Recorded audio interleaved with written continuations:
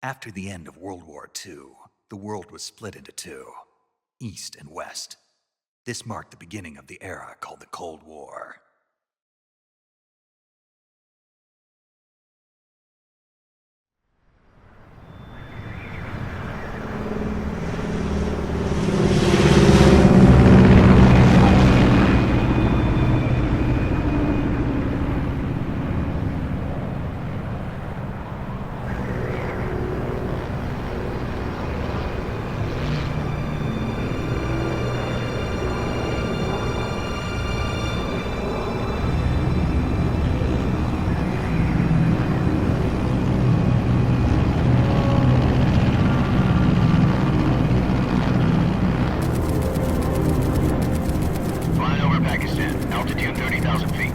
Approaching Soviet airspace.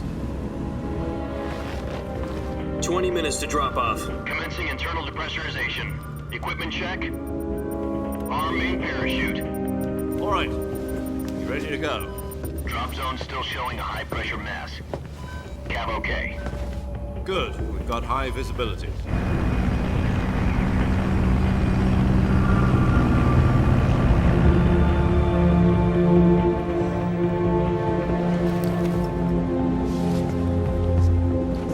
Put out that cigar. Connecting oxygen hose to interior connector. Put on your mask.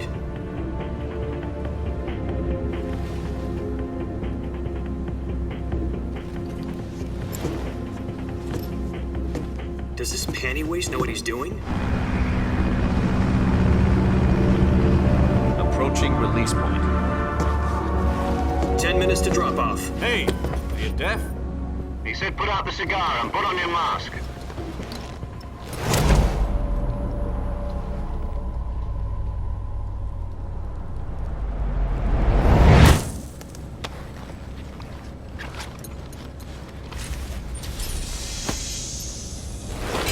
Depressurization complete. Checking oxygen supply. 6 minutes to drop off. Opening rear hatch.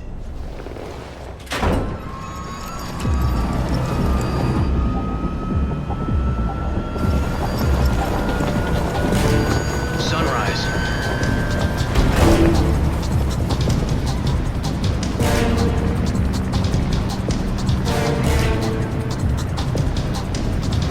External temperature minus 46 degrees Celsius. 2 minutes to drop off. Stand up. You'll be falling at 130 miles per hour. Try not to get frostbite from the wind chill. 1 minute to drop off. Move to the rear. Activate the air bottle. This is one for the history books. The world's first halo jump. 10 seconds to drop off. Stand by.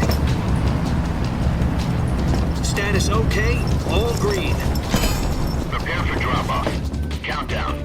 5, 4, 3, 2, 1. Spread your wings And fly. God be with you.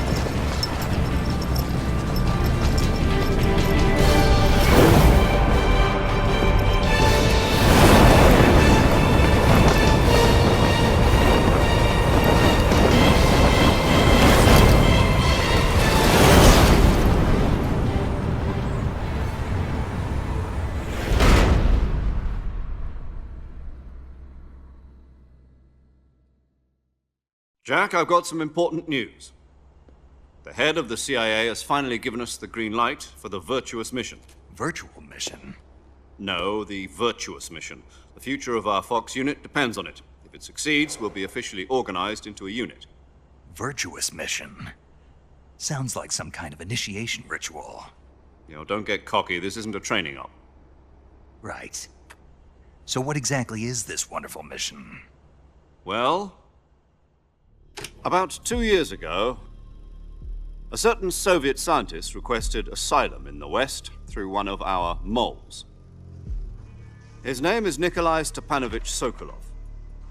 He's head of the OKB 754 Design Bureau, one of the Soviets' top-secret weapon research facilities, and the East's foremost expert on weapons development. Sokolov? Isn't he that famous rocket scientist? The very same. On April the 12th, 1961, the Soviets achieved the first manned spaceflight in history. The Earth was blue, but there was no God. Well spoken. The rocket that carried Yuri Gagarin to orbit was the A-1, known as the Vostok rocket. Sokolov is said to be the man most responsible for the multi-engine cluster used in that rocket. After Gagarin's flight, Sokolov left rocket development to become the head of the newly established Design Bureau. From a lowly technician to head of a design bureau, that's quite a success story, so why'd he want to defect? It seems he'd become afraid of his own creations. Afraid? Call it a crisis of conscience. And for that, he left his country and his family behind and went over the fence? Not exactly. One of his conditions was that his family was also to be taken safely to the west. We used a mole to get the family out first and succeeded in sneaking Sokolov over the Berlin Wall shortly afterwards. I was the one who conducted the operation. The security on the eastern side was still full of holes back then. Then what? We got Sokolov over in one piece, but the whole ordeal had left him exhausted, and we checked him into a hospital in West Berlin. It took him 2 weeks and more than 600 miles to get from the research facility in the Soviet Union to Berlin. He was in no condition to say anything coherent. And it was only a week later that we had something much bigger on our hands. The Cuban Missile Crisis. October the 16th, 1962, President Kennedy received word that the Soviets were in the process of deploying intermediate-range ballistic missiles in Cuba. The President demanded that the Soviets dismantle and remove the missiles. At the same time, he announced a naval blockade to prevent further missile shipments from reaching Cuba. But the Soviets didn't back down, instead placing their armed forces on secondary alert. Soviet transport ships carrying missiles continued on course towards Cuba. US and Soviet forces went on alert for an all-out nuclear war. Frantic negotiations were conducted through the UN's Emergency Security Council and unofficial channels to end the hair-trigger standoff. Finally, on October the 28th, the Soviet Union agreed to remove its missiles from Cuba, and so the world avoided a nuclear holocaust. But in order to get the Soviets to pull their missiles out, we had to make a deal. You mean the one where the US agreed to remove its IRBMs from Turkey? No.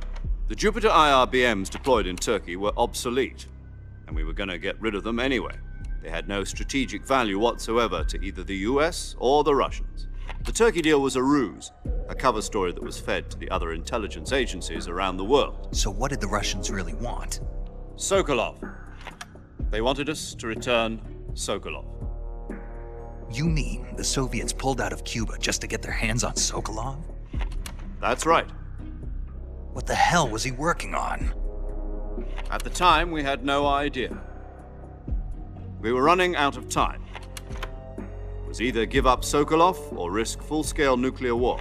In the end, we had no choice. President Kennedy gave in to Khrushchev's demand.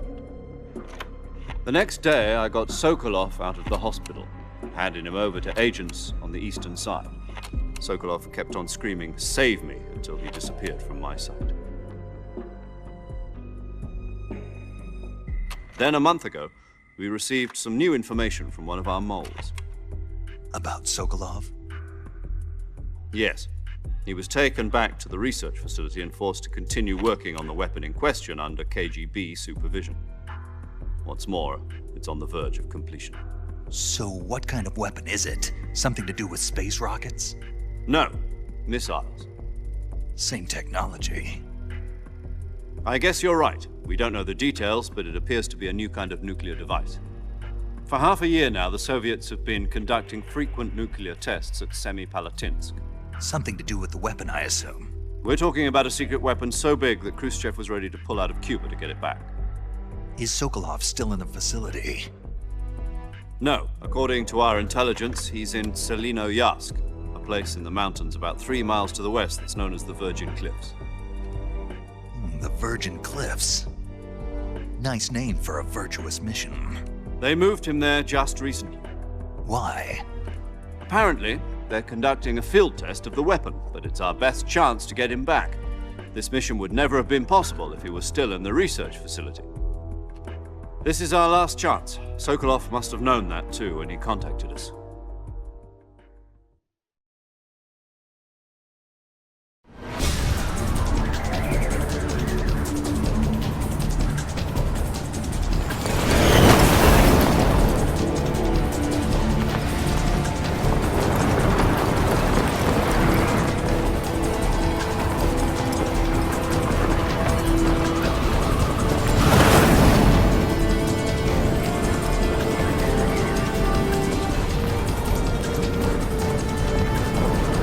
Listen up, Jack. Your mission is to infiltrate Selino Yask in the Soviet mountains, ensure the safety of Sokolov, and bring him back to the west.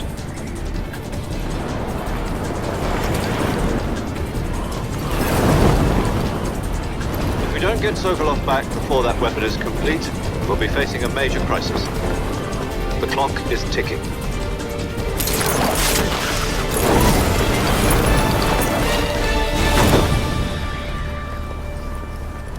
Once we've confirmed the rescue of Sokolov, stand by at the recovery point.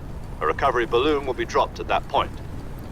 Helium will be pumped into the balloon to inflate it. The process takes about 20 minutes. Once it's complete, the gunship's arm will latch onto the balloon and pull it up. The Fulton surface-to-air recovery system. I'm familiar with the theory. Take it easy. It's been combat proven. Do you think Sokolov is up to it? The shock will be less than during a parachute jump, and the arm can handle up to 500 pounds. So you're planning on going over the border in a single combat Talon? She's equipped with two 6-barrel 20mm Vulcan cannons, as well as two 40mm machine guns. Sounds like she could hold her own against a battalion of tanks. Even with the fuel in the reserve tank, we're facing a 4-hour time limit. If all goes well, it shouldn't take more than a few hours. Home in time for dinner. But if anything goes wrong, you'll be eating dinner, breakfast, and all the rest of your meals in the jungle.